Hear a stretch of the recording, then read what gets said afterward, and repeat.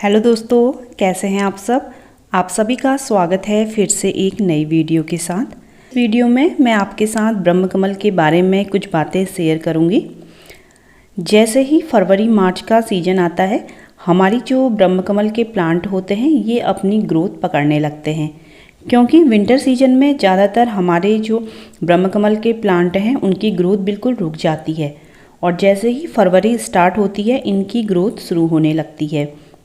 ये वही ब्रह्मकमल के प्लांट हैं जिनकी कटिंग मैंने आपके साथ शेयर की थी। ये देखिए, छोटी छोटी सी मैंने इनकी कटिंग लगाई थी और अब ये इतने बड़े से इनके प्लांट बन चुके हैं और इनकी अब ये नई नई ग्रोथ स्टार्ट हो गई है।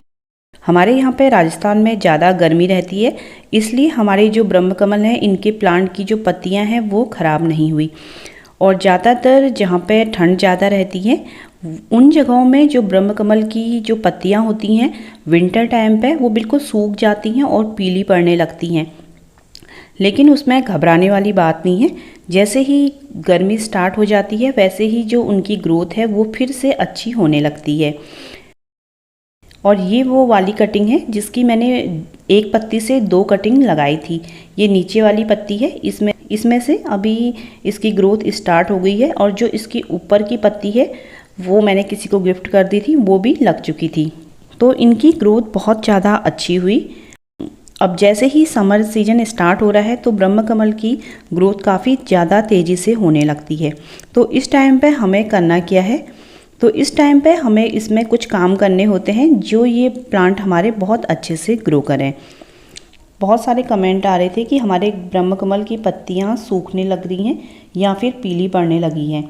ऐसा इसलिए होता है, जिन जगहों पे ठंड ज़्यादा रहती है वहाँ पे ठंडी हवाएं और पाले के कारण इनकी पत्तियां ख़राब होने लगती हैं। लेकिन धीरे धीरे जैसे गर्मी स्टार्ट होती है वैसे वैसे इनकी पत्तियों की नई ग्रोथ फिर से स्टार्ट होने लगती है। इस टाइम पे हमें करना क्या है, एक तो हमें सबसे पहले अपने पॉट की अच्छे से गुड़ाई करनी है।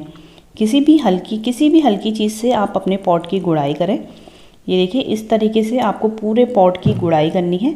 आप मेरे पॉट की मिट्टी देख सकते हैं कितनी ज़्यादा सूखी है, क्योंकि मैं इनमें पानी बहुत ही कम डालती हूँ। हमारे यहाँ पे जयपुर में वैसे ही गर्मी रहती है, फिर भी मैं इनमें हफ्ते में एक बार या 10 दिन में एक बार ही अभी पानी डालती हूँ। और जैसे ही मई और जून जुलाई का टाइम आएगा, यहाँ पे उस टाइम पे टेम्परेचर 45-47 भी चले जाता है। उस टाइम पे फिर मैं इसमें एक दिन छोड़ के पानी दूंगी। ये देखिए, इसकी पत्ती में से एक टूट गई है।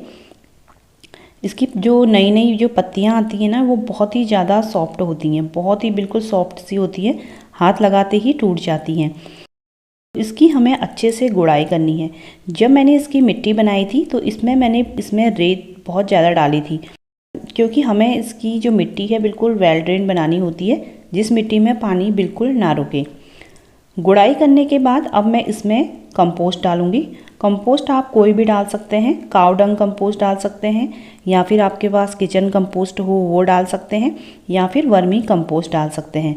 अगर आप इसमें अभी कंपोस्ट डालते हैं तो ये प्लांट की ग्रोथ के लिए बहुत ही अच्छा रहता है। इस प्लांट का अभी ग्रोथ का टाइम स्टार्ट हो गया है, तो इस टाइम पे जब हम कंपोस्ट डालते हैं तो ये हमारे प्लांट पे बहुत ही अच्छा काम करती है। तो इस तरीके से सभी प्लांट को अच्छे से गुड़ाई कर लें और उसके बाद कंपोस्ट डालें। और इस प्लांट की आप अच्छी ग्रोथ के लिए हर 15 दिन में गुड़ाई कर सकते हैं और मंथ में एक बार कोई भी लिक्विड कंपोस्ट डाल दें। तो इस तरीके से हम सभी प्लांट की गुड़ाई कर लेंगे और इनमें अच्छे से पानी दे देंगे। ये देखिए, गुड़ाई करने के बाद और कंपोस्ट डालने के बाद आप इसमें बिल्कुल अच्छे से पानी दे दें। मैंने जो ये मेरे छोटे छोटे ब्रह्मकमल के प्लांट हैं ये मैंने ऐसी जगह रखे हैं जहाँ पे इन्हें 3 से 4 घंटे की सनलाइट मिलती है।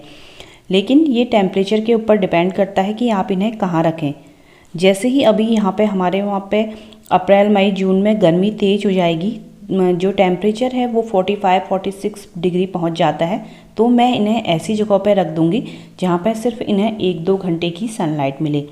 अगर आप गर्म जगह पे रहते हैं तो आप इन्हें ऐसी जगह पे रख सकते हैं। तो आप जिस जगह पे रखते हैं आप अपने वहाँ का टेम्परेचर देखें कि कम है या ज़्यादा है, उस हिसाब से आप अपने ब्रह्मकमल प्लांट को रखें। जहाँ पे ठंड ज़्यादा रहती है आप उन जगहों पे ये प्लांट दिन भर फुल सनलाइट में रहता है तो ये तब भी ख़राब नहीं होता, क्योंकि जो वहाँ की जो सनलाइट होती है वो काफ़ी ज़्यादा हल्की रहती है। इस पे एक ध्यान रखने वाली बात ये है, जो हमारी ब्रह्म कमल की अभी इस टाइम पे नई नई ग्रोथ स्टार्ट होती है, तो जो हमारी ब्रह्म कमल की पत्तियों के ये कॉर्नर से होते हैं, इनमें से ही इनकी नई ग्रोथ स्टार्ट होती है। मतलब उन्हीं जो ये छोटे से कट हैं, इनमें से ही नई पत्तियाँ स्टार्ट होती हैं। तो जब भी आप पानी डालें या फिर पत्तियों की सफाई करें, तो जो ये इनके किनारे हैं, इनको ज़्यादा टच ना करें। जो इनकी ग्रोथ होती है, उन पत्तियों से काफ़ी ज़्यादा छोटे छोटे से इनके सूट्स निकलते हैं, और जब हम पत्तियों को हिलाते हैं या फिर पानी डालते हैं या फिर पत्तियों को साफ़ करते हैं, तो ये जो इस तरीके के सूट्स दिख रहे होंगे आपको छोटे छोटे से, ये टूट जाते हैं। बिल्कुल बारीक से सूट्स होते हैं, और इन्हीं सूट्स से चल के नई नई पत्तियाँ आती हैं, और बाद में यही पत्तियाँ बड़ी पत्तियाँ बन के नई नई पत्तियों को फिर से अपने साथ उगाती हैं। तो इस चीज़ का ध्यान रखिए। ये आप काम कर सकते हैं अभी अपने ब्रह्म कमल में। इनमें गुड़ाई करिए और इनमें अच्छे से खाद डालिए। इस टाइम पे मौसम काफ़ी ज़्यादा अच्छा है। मार्च और अप्रैल में आप इसे दिन भर की धूप में भी रखिए, तो ये काफ़ी ज़्यादा अच्छे से ग्रो करेंगे। और अगर आपके पास ऑर्गेनिक फर्टिलाइज़र नहीं है, सिर्फ केमिकल फर्टिलाइज़र है, तो आप इसमें केमिकल फर्टिलाइज़र भी डाल सकते हैं। बस ध्यान रहे कि केमिकल फर्टिलाइज़र जो होता है उसे कम डालें, क्योंकि ज़्यादा डालने से क्या होता है, कई बार जो हमारे प्लांट हैं सूख जाते हैं। जैसे ये पॉट है, ये 6 इंच का पॉट है, तो 6 इंच के पॉट में आप केमिकल फर्टिलाइज़र कितना डालेंगे? अगर डीएपी है तो डीएपी के आप 6 दाने इसमें डाल सकते हैं। डीएपी के दाने कैसे डालने हैं? जो हमारा ब्रह्म कमल है उसकी जो स्टेम है, उस जो ब्रह्म कमल की स्टेम है उससे टच करते हुए ना डालें। जो पॉट है उसके किनारे किनारे से आप डालें, और खाद डालने के बाद इसमें अच्छे से पानी डाल दें। और जब भी आप कोई भी कंपोस्ट डालते हैं तो उसे शाम के वक्त ही डालें, ये वक्त कभी ना डालें। सबसे बेस्ट टाइम होता है शाम का टाइम, तो आप शाम के टाइम पे इसमें कंपोस्ट डालें, वो ज़्यादा बेस्ट रहती है। हर सीजन में इनका ग्रोइंग टाइम होता है, तो इसमें आप महीने में एक बार या तो गोबर की खाद का लिक्विड, या फिर वर्मी कंपोस्ट का लिक्विड, या किचन कंपोस्ट का लिक्विड, और या फिर मस्टर्ड केक का लिक्विड इसमें डालिए महीने में एक बार। तो इनकी जो ग्रोथ है काफ़ी ज़्यादा अच्छी होगी।